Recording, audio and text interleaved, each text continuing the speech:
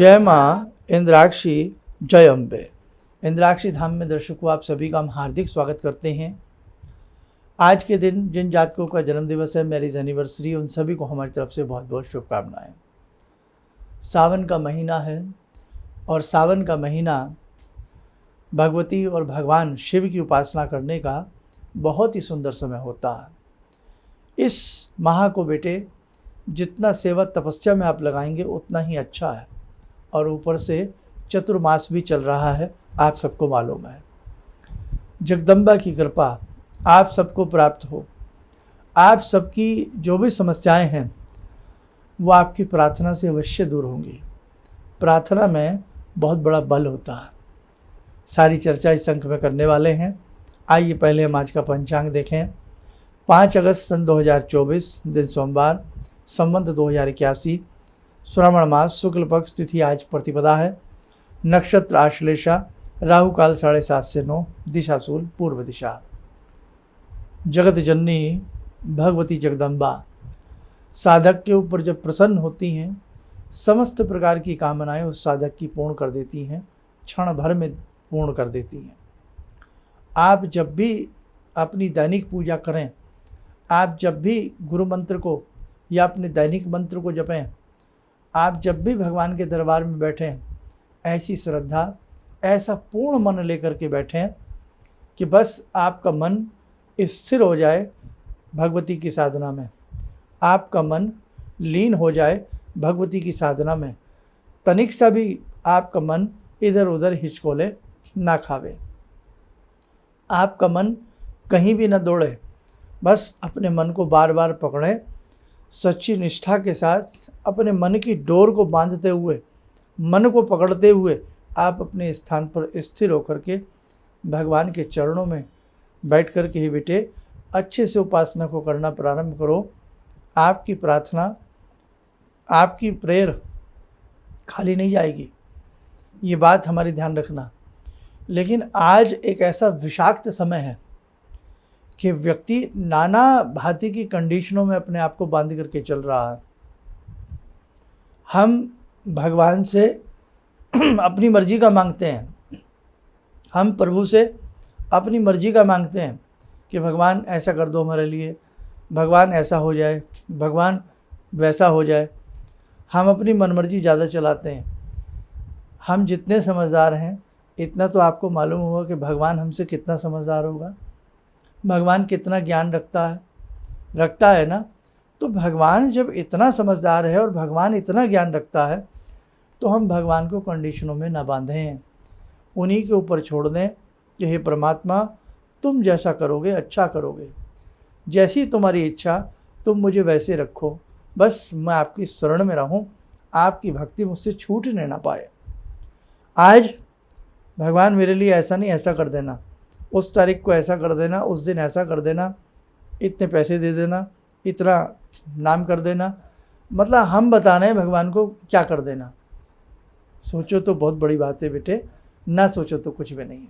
इसलिए जो जगत का पालनहार है, जगत की रचिता है, ब्रह्मांड की नायिका हैं, उनको हम क्या बता सकते हैं। सर्वज्ञ हैं, सर्वज्ञानी हैं वो। इसलिए भगवान को कभी ऐसा वैसा ना किया करें। बस जो भी आपकी बातें हैं, आपके अंतर्मन में जो दुख है, आपके अंतर्मन में जो भाव हैं, भगवान उन्हें पढ़ लेते हैं ना। तो बताने की ऐसी कोई आवश्यकता नहीं।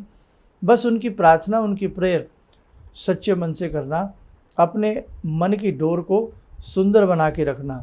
ये मन है, ये भटकाता बहुत है। मन कभी उड़ करके नेपाल चला जाएगा, मन कभी उड़ करके रसोई घर में चला जाएगा, और जहाँ मन जाएगा वहाँ हम चले जाएंगे। मन बाजार में घूमने लगेगा तो माला हाथ में है, हम कहाँ हैं उस समय, हम कहाँ हैं, हम भी बाजार में हैं। मन अगर सैर सपाटा कर रहा है तो हम कहाँ हैं, हम भी सैर सपाटा कर रहे हैं। मन संतुष्ट है तो हम भी संतुष्ट हैं, मन दुखी है हम भी दुखी हैं। बात समझ रहे हैं ना, है ना। मन खिंचा हुआ है तो हम भी खिंचे हुए हैं, और आज मन प्रसन्न है तो हम भी प्रसन्न हैं। इसलिए ये मन है, इस मन को मार करके, इस मन को पकड़ करके साधना की जाती है। ध्यान रखें। एक प्रसंग मुझे याद आता है तारापीठ जी के बारे में। तारापीठ एक ऐसी सिद्ध भूमि है, वहाँ बहुत जाकर के समय समय पर साधक लोग अपनी साधना करते हैं, उपासना करते हैं। तो कोई साधक वहाँ साधना कर रहे हैं और आपने सुना हो तारापीठ के महासिद्ध वाम सेवा के बारे में, बहुत बड़े सिद्ध पुरुष हैं, उनके बारे में सब जानते हैं। तो वो सिद्ध पुरुष जब देखते हैं कि कोई व्यक्ति बैठा अपनी साधना को कर रहा है, मन खुश होता है। लेकिन वो बड़े संत हैं, मन के भाव पढ़ लेते हैं, तो वो पानी का छींटा मारते हैं। उस जो व्यक्ति बैठ करके साधना कर रहा है, पानी का छींटा मारते हैं। आँख खुलती है तो जिसके ऊपर पानी का छींटा लगता है उसे गुस्सा आता है। वो कहते हैं तुम क्या कर रहे हो, मेरी साधना को भंग कर रहे हो, मेरी साधना को भंग कर रहे हो, क्यों पानी का छींटा मार रहे हो मेरे ऊपर, क्यों पानी का छींटा मार रहे हो मेरे ऊपर। मुस्कुरा देते हैं, बंद कर देते हैं पानी का छींटा मारना। वो व्यक्ति फिर अपनी साधना में बैठ जाता है। वो फिर कुछ देर के बाद पानी का छींटा मारते हैं, बड़ा गुस्सा आता है। अरे भाई तुम क्यों ऐसा कर रहे हो, क्यों मुझे पूजा पाठ नहीं करने दे रहे हो, क्यों पानी का छींटा मार रहे हो। बड़ा बड़बड़ा करके गुस्से में वो रुक जाते हैं। वो फिर अपनी साधना में बैठ जाता है। वो पुनः फिर पानी का छींटा मारते हैं तो वो झल्ला जाता है। वो व्यक्ति वो आतुर हो जाता है न जाने कुछ कुछ कहने के लिए। उससे पहले वो कुछ अनाप शनाप कह पाता, तभी वो सिद्ध पुरुष बोल उठते हैं, अरे क्या तू पूजा कर रहा है, तेरा तेरा तेरा दिलो दिमाग तो चमड़े के नए जूते खरीदने में दुकान के अंदर घुसा हुआ। अरे अरे अरे अरे इतना कहना था। वो व्यक्ति उठ करके उन साधु महाराज के चरणों को पकड़ लेता। वो कहता है प्रभु आपको कैसे पता कि मैं ऐसे ऐसे मेरे मन के विचार चल रहे थे। वो मुस्कुराते हैं, वो कहते हैं सही बात है, पूजा तो मैं कर रहा था, हाथ में मेरे माला भी थी, लेकिन मेरा मन एक बहुत सुंदर जूते की दुकान में घुसा हुआ था और मैं चाह रहा था कि बहुत जल्दी मैं एक नया जूता पहनूंगा। तो भैया जहाँ मन है वहाँ हम हैं। तो साधु पुरुष छींटे क्यों मार रहे थे? छींटे इसलिए मार रहे थे कि क्यों भक्ति भाव को हम लोग कलंकित कर देते हैं।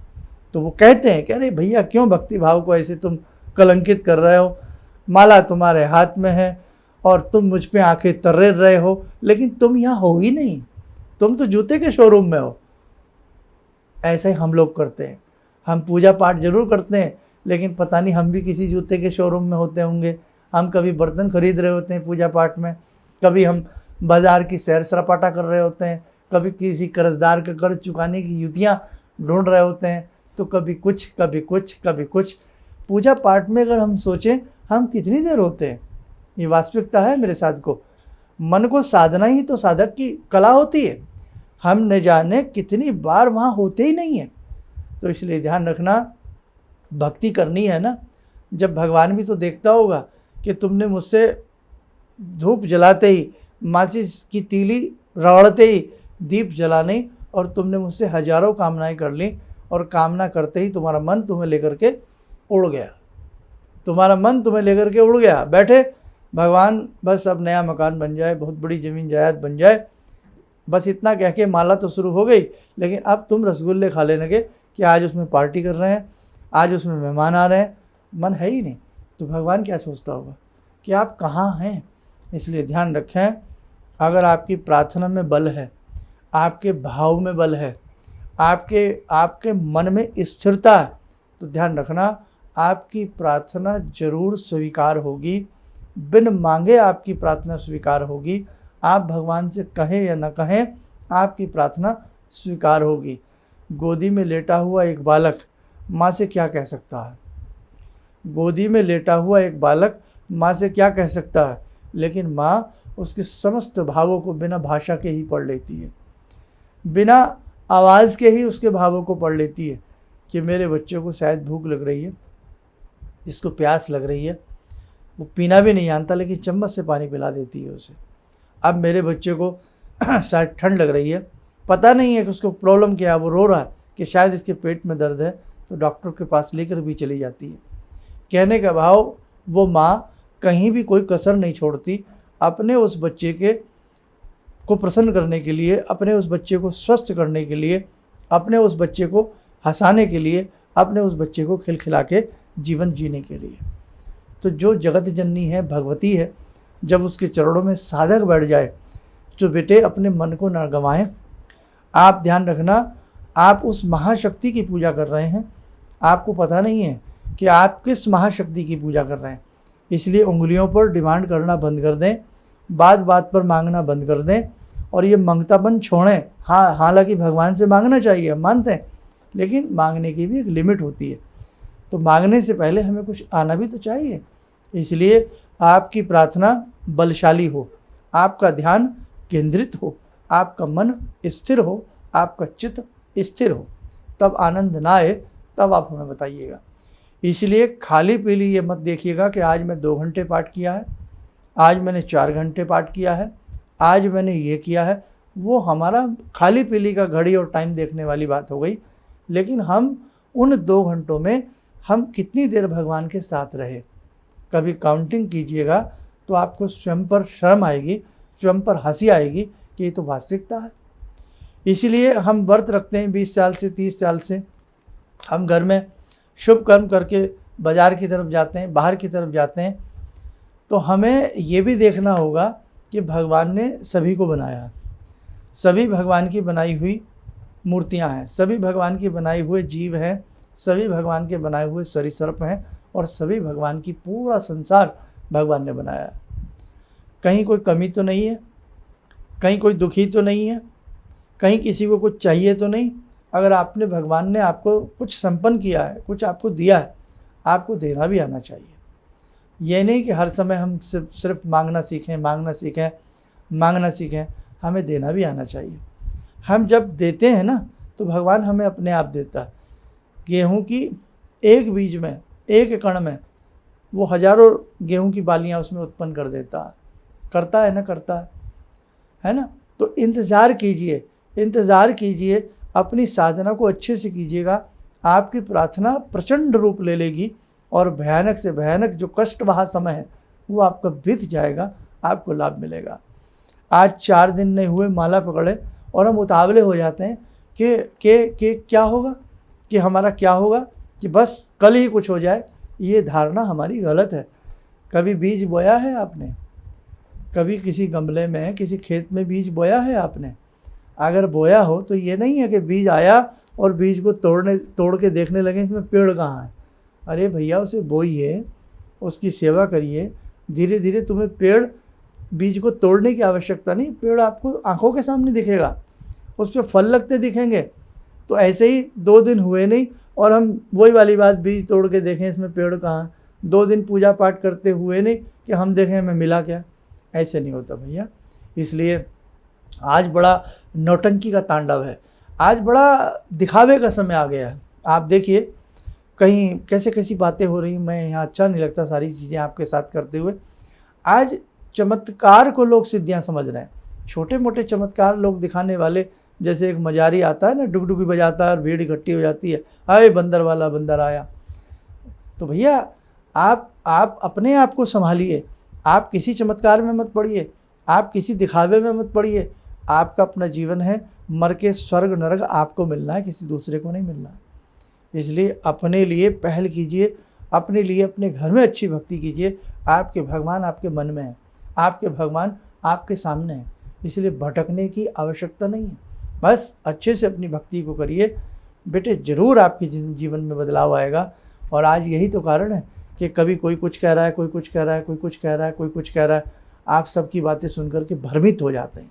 इसलिए भ्रमित होने की आवश्यकता नहीं है। एक लक्ष्य, एक सिद्धांत, भगवती आपके सामने और आप उसके उपास्य हैं।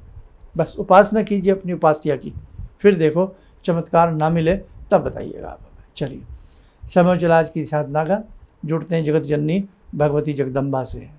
ॐ सिन्दूरारुण विग्रहां त्रिनयनां माणिक्यमूले स्फुरात् स्तारानायकशेखरं स्मितमुखी भापेन वाक्षोरुवां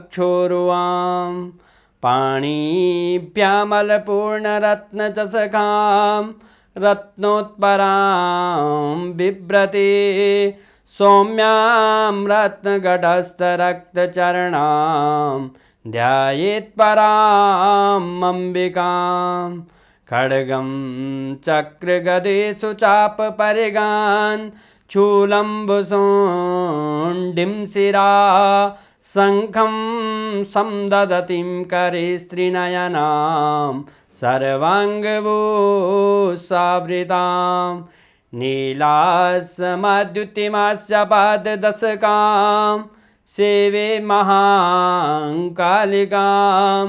यामास्तो स्वपितैहरो कमलजो हन्तुं मधुं कैटवम् विद्युद्दामसमप्रभां मृगपते स्कन्दस्थितां भीषणां कन्या विहकरवालखेटविलसा धस्ताविरासेवितां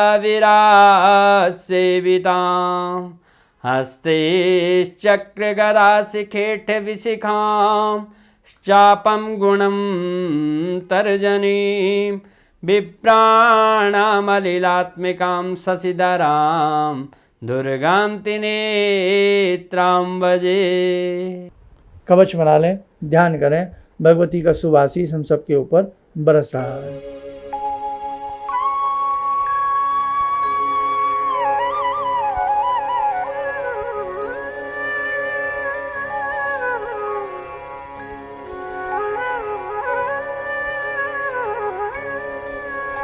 ओम बोलते हुए नेत्र खोलें, सामान्य हो जाए।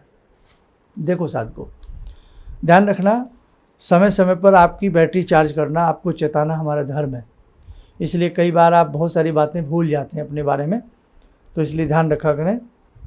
हनुमान जी अपनी शक्तियों को भूल गए थे, और जब शक्तियों का भान आया तो देखो कैसा समुद्र को भी लांघ दिया एक दहाड़ मार के, है ना, पहाड़ को पूरे को उखाड़ लाए।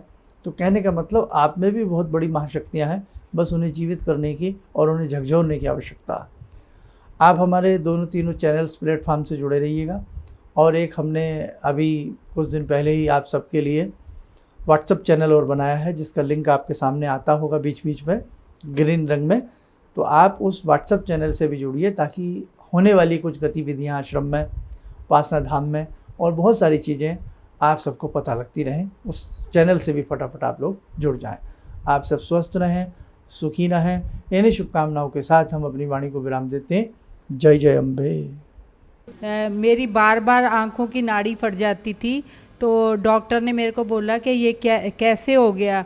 मेरे 30 साल की प्रैक्टिस में कभी भी इस आँख की रोशनी चली गई थी, तो वो मैं मंत्र करती थी, आपने मेरे को बताया था, तो उस मंत्र से मेरी रोशनी वापस आ गई। मेरे को काला मोतियाबिंद है, तो हाँ अब ठीक है, इस रोशनी आँख में आ गई। तो वो बोले कि मैं बड़ा हैरान हूँ कि रोशनी ये वापस आ कैसे गई, तो आपकी कृपा से आई। किसी भी समस्या के समाधान के लिए मिले प्रसिद्ध हस्तरेखा एवं वास्तु विशेषज्ञ प्रोफेसर धर्मेंद्र शर्मा जी से। नोट: शिविर में भाग लेने हेतु एवं व्यक्तिगत रूप से मिलने के लिए कॉल करने का समय सुबह 10 बजे से शाम 6 बजे तक। हमारे विभिन्न ज्ञानवर्धक कार्यक्रम देखने के लिए आप हमें अभी सब्सक्राइब करें, बेल आइकन को प्रेस करें ताकि आप देख सकें हमारा कार्यक्रम सबसे पहले। और अधिक जानकारी के लिए फेसबुक पेज को लाइक करना न भूलें।